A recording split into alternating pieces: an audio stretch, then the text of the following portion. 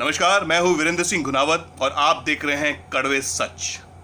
साल 1975 में एक फिल्म रिलीज हुई थी जिसका नाम था दीवार। उस फिल्म में अमिताभ बच्चन, शशि कपूर, निरुपमा रॉय ये सभी मुख्य किरदार में दिखाई दिए। उस फिल्म का एक मशहूर डायलॉग है। एक सीन में पुलिस इंस्पेक्टर शशि कपूर अपने भाई से कहता है कि भाई इन पन्नों पर साइन कर दें। अमिताभ बच्चन जवाब देते हैं कि जाओ उस आदमी का साइन पहले लेकर आओ जिसने मेरे बाप का साइन लिया था। जाओ उस आदमी का साइन लेकर आओ जिसने मेरी माँ को गाली देकर नौकरी से निकाल दिया था। और जाओ उस आदमी का साइन पहले लेकर आओ जिसने मेरे हाथ पर यह लिख दिया था कि मेरा बाप चोर है। फिर उस जिस किसी पन्नों पर साइन करने कहेगा मैं वहां साइन कर दूंगा। यही डायलॉग बाजी इस वक्त सुप्रीम कोर्ट के अंदर चल रही है। सुप्रीम कोर्ट के अंदर एक ऐसा मामला सामने आया है जिसमें सुप्रीम कोर्ट ने जब केंद्र सरकार को नोटिस देकर उनसे जवाब मांगा है, ये कहा है कि जिस तरह से इलेक्ट्रॉनिक मीडिया अपना काम कर रही है उस पे स्टैंडर्ड और उसकी गाइडलाइंस बनाना सख्त जरूरी है। मामला था सुदर्शन टीवी के यूपीएससी जिहाद शो को लेकर। शो एग्जैक्टली क्या है, शो के कंटेंट क्या है, शो में कौन कौन से ऐसे विवादित पॉइंटर्स उठाए गए हैं जिसको लेकर ये पूरा मामला सुप्रीम कोर्ट में गया है, वो मैं आपको थोड़ी देर के बाद बताऊंगा। लेकिन जब एफिडेविट का जवाब केंद्र सरकार को देना था तो उस एफिडेविट में केंद्र सरकार ने कहा कि जाओ सबसे पहले डिजिटल मीडिया को कंट्रोल करो, उसके बाद इलेक्ट्रॉनिक मीडिया की तरफ उंगली उठाना। ऐसा कुछ नहीं कहा, लेकिन जो लाइन लिखी गई है वो साफ यही बात संकेत दे रही है। एफिडेविट में केंद्र सरकार ने कहा, if the top court wants to undertake the exercise there is no justification to confine this exercise only to mainstream electronic media. There is sufficient framework judicial pronouncements on electronic media and print media, but digital media has its reach and impact potential to go viral due to applications like WhatsApp, Twitter and Facebook. Hence, regulate digital media first. यानी electronic media और print media के ऊपर जितने भी हमें guidelines लाना है या फिर फ्रेमवर्क तैयार करना है वो हम बना चुके हैं और जिसके तहत इस वक्त टीवी न्यूज़ चैनल अपना काम कर रही है। लेकिन डिजिटल मीडिया जिसकी पहुंच बहुत ज़्यादा है और कम समय में वो अपनी बातें देश और दुनिया तक पहुंचा देता है, या फिर कहें जिस तरीके से आजकल टेक्नोलॉजी और सर्च इंजन और ख़ासतौर पे जो एप्लीकेशंस लाइक व्हाट्सएप, फेसबुक और ट्विटर है, इनके ज़रिए ये हर छोटी छोटी बातें देश और दुनिया के कोने तक कुछ ही सेकंड में पहुंच जाती है, उन्हें कंट्रोल पहले करना चाहिए। अब सोचिए मामला क्या था। मामला था यूपीएससी जिहाद का और केंद्र सरकार उस नोटिस का जवाब में शायद अगर ये कहती कि हम इस टीवी शो पे ध्यान देंगे या ऐसे कंटेंट को हम वेरीफाई करेंगे, इसको हम इंस्पेक्शंस करेंगे या फिर देखेंगे भी कितना सही है कितना गलत है, या फिर ये करेंगे भी अगर इस तरह के अगर शोज अगर आते हैं तो उसके कंटेंट पे ध्यान दिया जाएगा, तो कुछ ऐसी अगर बातें कहते तो हम समझ सकते थे। लेकिन मुद्दे से हटकर उन्होंने ये कह दिया कि टीवी न्यूज़ चैनल पे उंगली उठाने से पहले या उसके कंटेंट पे उंगली उठाने से पहले सुप्रीम कोर्ट को सबसे पहले डिजिटल मीडिया को रेगुलेट करने के लिए गाइडलाइंस बनाना चाहिए। अगर जरूरत पर हो तो एक पैनल को भी तैयार करे जो इन गाइडलाइंस को बना सके। अब अगर बात करें सुप्रीम कोर्ट ने आखिर ऐसा क्या कहा था जिसको लेकर केंद्र सरकार आग बबूला होकर और ये बात उनको कहनी पड़ी। जब ये मैटर पूरा सामने आया यूपीएससी जिहाद का, यूपीएससी जिहाद एक शो है। ये सुदर्शन टीवी का एक प्राइम टाइम एक शो आता है बिंदास बोल, उसमें यूपीएससी जिहाद नाम के कुछ सीरीज उन्होंने शुरू कर दिए हैं जिसका मानना ये है कि इस देश में जो यूपीएससी एग्जाम्स होती है जिससे लोग फिर आईएएस बनते हैं, आईपीएस बनते हैं और आईएफएस बनते हैं, तमाम जो सीनियर पोजीशन में जाते हैं ब्यूरोक्रेसी में, उसके प्रोसेस पे ही उन्होंने सवाल उठाया था कि भाई एक पर्टिकुलर समुदाय को यूपीएससी के सिलेक्शन प्रोसेस में एक्स्ट्रा वेटेज दिया जाता है, एक्स्ट्रा उनको सपोर्ट किया जाता है और कहीं ना कहीं वो डायरेक्टली इनडायरेक्टली बाहर से मदद लेकर वो पास हो रहे हैं और ब्यूरोक्रेसी में घुस रहे हैं, और कहीं ना कहीं वो एक साजिश के तौर पर अपने पैर मजबूत कर रहे हैं ब्यूरोक्रेसी में, ताकि भारत के अंदर बैठकर, ब्यूरोक्रेसी के अंदर बैठकर भारत के खिलाफ कुछ वो स्ट्रैटेजी तैयार करें। ये आरोप है, ये सुदर्शन टीवी के कंटेंट में कहीं ना कहीं दिखाई दे रहा है।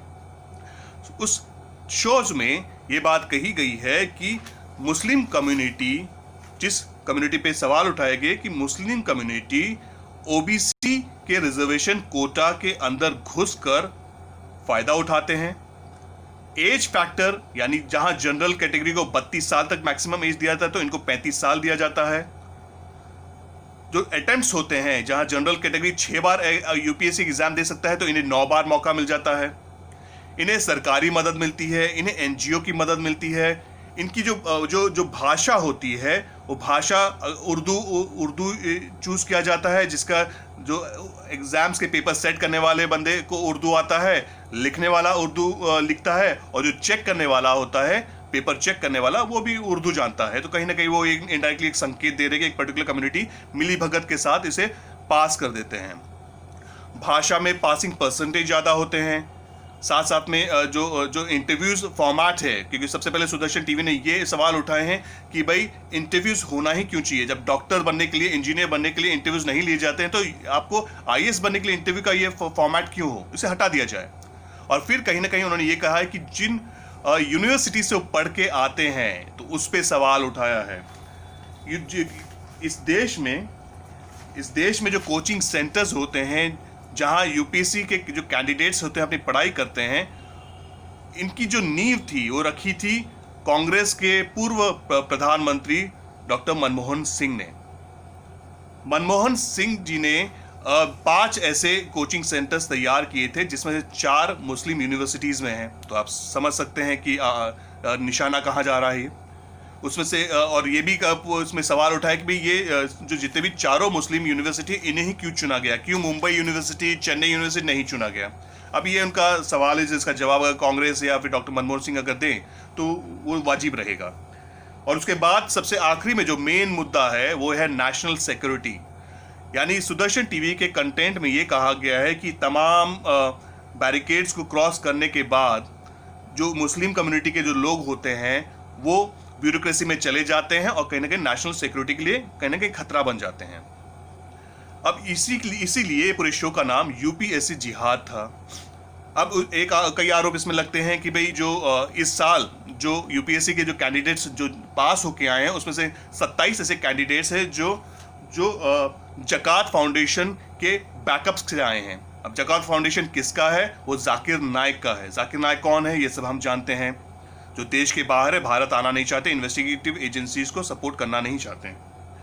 उसके अलावा ये भी कहा जाता है कि मदीना ट्रस्ट की तरफ से स्पॉन्सर होके आता है। एक आरोप लगा है कि पाकिस्तान के आईएसआई से भी इसमें लिंक हो सकता है।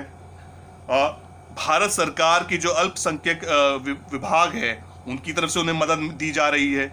तो कई आरोप लगे हैं, जिसका जवाब इस वक्त केंद्र सरकार को देना होगा कि सुदर्शन टीवी के जो एपिसोड्स में जो बातें कही गई है, वो किस हद तक सच है, या किस हद तक इसे फेक न्यूज़ कह सकते हैं, या फिर एक मनगढ़ंत कहानी कह सकते हैं। ये सब केंद्र सरकार को जवाब देना होगा। दिल्ली हाई कोर्ट ने इस शो को बैन कर दिया, लेकिन सुदर्शन टीवी को 10 सितंबर को केंद्र सरकार की ओर से परमिशन मिल गई और उन्होंने 2 एपिसोड और उन्होंने टेलीकास्ट कर दिया। यानी अब तक 4 एपिसोड टेलीकास्ट हो चुके हैं, 10 एपिसोड अब भी बाकी है। अब 10 एपिसोड में और कौन कौन सी बातें हैं यूपीएससी जिहाद को लेकर, ये एक अलग विषय है। लेकिन अब पूरा ये मैटर सुप्रीम कोर्ट में पहुंच चुका है, जहां सुप्रीम कोर्ट को ये लगा कि इस तरह के कंटेंट देश के लिए अच्छा नहीं है, क्योंकि ये एक मतभेद पैदा कर रहा है। यूपीएससी सिलेक्शन प्रोसेस पे सवाल उठाए जा रहे हैं। ये सवाल बहुत गंभीर है, क्योंकि ये जो वर्ड्स कहे हैं सुप्रीम कोर्ट ने, मैं जरूर पढ़ के सुनाऊंगा कि channel was doing a disservice to the nation by stating that Muslim have infiltrated the civil service. यानी घुसपैठ कर लिया है सिविल सर्विस के अंदर। इस तरीके का कंटेंट अगर सुदर्शन टीवी दिखाता है तो ये अच्छा काम नहीं कर रहा है। इसीलिए the court had called a panel of 5 citizens to come up with standards for electronic media। इसलिए कहीं ना कहीं उन्हें लगा कि जिस तरीके से आजकल टीवी चैनलों में खबरें दिखाई जा रही है, इसमें बहस की जा रही है, काफ़ी सेंसेशनल क्रिएट किया जा रहा है, टीआरपी का खेल पूरा चल रहा है, उसको ध्यान में रखते हुए कहीं ना कहीं इलेक्ट्रॉनिक मीडिया को एक स्ट्रिक्ट गाइडलाइंस तैयार करना बेहद जरूरी है। बल्कि इतना तक बीच में कुछ दिनों में पहले जब हियरिंग हुई थी उसमें ये बात कही गई थी, supreme court voiced concern about the race of TRPs and sensationalism on TV and had said it would set up a panel to suggest standards for electronic media. लेकिन इस मुद्दे पर प्रेस काउंसिल ऑफ इंडिया ने अपना जब जवाब दिया तो ये कहा प्रेस काउंसिल ऑफ इंडिया ने कि regulation are already in place, मतलब रेगुलेशन ऑलरेडी बने हुए हैं और इलेक्ट्रॉनिक मीडिया अपने हिसाब से काम कर रही है। सुप्रीम कोर्ट को आपत्ति हुई, उन्होंने पूछा सच ऐसा हो रहा है? यदि ऐसा होता तो जिस तरह का भी इस वक्त तमाशेबाजी या ड्रामेबाजी चल रही है क्या वो रुक नहीं जाता? एग्जैक्टली ये लाइन नहीं कही है, लेकिन जो लाइन कही है वो मैं आपको पढ़ के सुनाता हूं। Really if thing would have been so hunky dory then we would not have to see what we see on TV every day. आप समझदार हैं क्या कहने की कोशिश कर रहे हैं? तो ये बातें और ये मुद्दे और ये बहसबाजी जब कोर्ट के अंदर हुई तो सुप्रीम कोर्ट ने मंगलवार को केंद्र सरकार को, प्रेस काउंसिल ऑफ इंडिया को, न्यूज़ ब्रॉडकास्ट एसोसिएशन को, सुदर्शन टीवी को, सबको नोटिस थमा दिया कि भाई इस पर जवाब दें हमें। अब जब जवाब आया केंद्र सरकार का तो जवाब क्या आया? रेगुलेट डिजिटल मीडिया फर्स्ट, यानी पहले उन्हें आप कंट्रोल करें फिर यहाँ उंगली उठाएं। और दूसरी पीसीए जो प्रेस काउंसिल ऑफ इंडिया वो भी उनका साथ दे रहे हैं कि ऑलरेडी फ्रेमवर्क बना हुआ है। अब आप खुद सोचिए कि सुप्रीम कोर्ट में मुद्दा क्या था। बड़ा सिंपल सा था कि भाई एक प्राइवेट टीवी चैनल कुछ ऐसे कंटेंट्स अपने एपिसोड्स के जरिए दिखा रहा है जो यूपीएससी सिलेक्शन प्रोसेस के ऊपर सवाल खड़े करता है, जिसका जवाब देना केंद्र सरकार के लिए जरूरी है और देश जानना भी चाहेगा कि आखिर इस तरह के टीवी जो ऐसे कंटेंट दिखा रहे हैं उसमें कितनी सच्चाई है, या फिर कहीं वो गोदी मीडिया से प्रेरित तो नहीं है, या फिर कहीं वाकई में उनके पास कोई ऐसी इंफॉर्मेशन आई है या ऐसे ठोस उनके पास कोई डेटा है या इन्वेस्टिगेटिव कोई रिपोर्ट है जिसके तहत वो अपनी बातें रख रहे हैं। जवाब तो केंद्र सरकार को देना होगा, लेकिन आप उस पूरे मुद्दे को हटाकर साइड में रखकर उसको डाइवर्ट करते हैं और सीधा डिजिटल मीडिया को टारगेट करते हैं। अब डिजिटल मीडिया कौन है? ये वो न्यूज़ एजेंसीज होती है या फिर न्यूज़ ऑर्गेनाइजेशंस होती है या वेबसाइट्स होते हैं, पोर्टल्स होते हैं जो भारत सरकार या राज्य सरकार के विज्ञापन के भरोसे नहीं जीते, जिन्हें सरकार की विज्ञापन की जरूरत नहीं है। वो अपनी जेब से पैसा निकालकर अपना सेटअप तैयार करते हैं, या फिर अगर पैसे की जरूरत है तो लोगों के सामने वो मैसेज भेजते हैं कि भाई अब अच्छी पत्रकारी अगर आपको देखनी है तो हमें फाइनेंशियल हेल्प कीजिए, जो जिसमें कोई बुराई नहीं है। लेकिन वो इतने इंडिपेंडेंट होते हैं कि वो बेबाकी से अपनी बातें रखते हैं, लिखते हैं, दिखाते हैं और लोगों तक पहुंचाते हैं। और जिस तरह से डिजिटल की जो स्पीड है, रफ्तार है, वो जैसे ही स्टोरी पब्लिश होती है तुरंत तो देश और दुनिया पढ़ लेती है। और यही बात केंद्र सरकार को चुभ रही है। वो खुल के वो बात नहीं कह पा रहे हैं या फिर कहने का मौका नहीं मिला, लेकिन अब शायद उनको वो मौका मिल गया कि आप इलेक्ट्रॉनिक मीडिया पे उंगली उठाने से पहले जो ऑलरेडी विज्ञापन के भरोसे टिकी हुई है, क्योंकि अधिकतर जो टीवी चैनल्स है जिन्हें स्टेट लेवल से एडवर्टाइजमेंट्स मिलते हैं और सेंट्रल लेवल से एडवर्टाइजमेंट मिलते हैं, वो सही काम कर रही है, लेकिन जो डिजिटल मीडिया जो हमसे विज्ञापन नहीं लेती है वो गलत काम कर रही है। तो ये कई ऐसे बातें हैं जो सवाल उठाते हैं कि आखिर मंशा क्या है केंद्र सरकार की, वो डिजिटल मीडिया को रेगुलेट, कंट्रोल, गैग क्यों करना चाहती है? क्या वो नहीं चाहती है कि जिस बेबाकी से डिजिटल मीडिया देश की सच्चाई बताती है लोगों के आगे, वो नहीं बताए, वो बहुत ही कंट्रोल तरीके से बताए, या फिर वो पूछे 10 बार कि भाई नेताजी ये मैं ये छाप रहा हूँ या मैं दिखाने जा रहा हूँ, मैं कंटेंट डिजिटल में डालने जा रहा हूँ, क्या मैं करूँ या ना करूँ? उनसे परमिशन लेने की जरूरत पड़ेगी। अब क्या वो यही चाहते हैं कि किस तरह से ऐसे स्टैंडर्ड्स और गाइडलाइंस तैयार किया जाए ताकि डिजिटल मीडिया को भी हम कंट्रोल कर सकें? तो ये कई अहम मुद्दे हैं इस वक्त देश के आगे कि आखिर किस दिशा में पत्रकारिता जा रही है। ये मैंने आपको पहले एपिसोड्स में बताया, और जिस दिशा में पत्रकारिता को आगे बढ़ाने की कोशिश की जा रही है और जिस दिशा में पूरे पत्रकारिता को कंट्रोल करने की कोशिश की जा रही है। मुद्दा कुछ और था, निशाना किसी और को साधा और सुदर्शन टीवी मुस्लिम कम्युनिटी को निशाना साधते हैं और साथ साथ में कांग्रेस के डॉक्टर मनमोहन सिंह को साधते हैं। और वहीं सुप्रीम कोर्ट में केंद्र सरकार सुदर्शन टीवी के साथ मिलकर एफिडेविट फाइल करते हैं और जिसमें ये कहते हैं कि पहले डिजिटल मीडिया को कंट्रोल करें। तो ये एक बहुत ही अहम विषय है और अहम मामला भी चल रहा है इस वक्त सुप्रीम कोर्ट के अंदर। अगले कुछ घंटों में या 1-2 दिन में इसमें आर्ग्यूमेंट्स होंगे, इसमें बहसबाजी होगी एक बार फिर और उसमें कुछ ना कुछ फैसले लिए जाएंगे। हो सकता है सुप्रीम कोर्ट इसमें कुछ गंभीरता से कोई टिप्पणी भी करें। लेकिन एक बात तो खुल के सामने आ गई है कि डिजिटल मीडिया ने मोदी सरकार को परेशान करके रखा हुआ है, उनकी रातों की नींद उड़ा रखी है। यानी जो काम इलेक्ट्रॉनिक मीडिया नहीं कर पा रही है वो काम डिजिटल मीडिया कर रही है, जिससे केंद्र सरकार की नींद उड़ी हुई है। शुक्रिया, थैंक यू।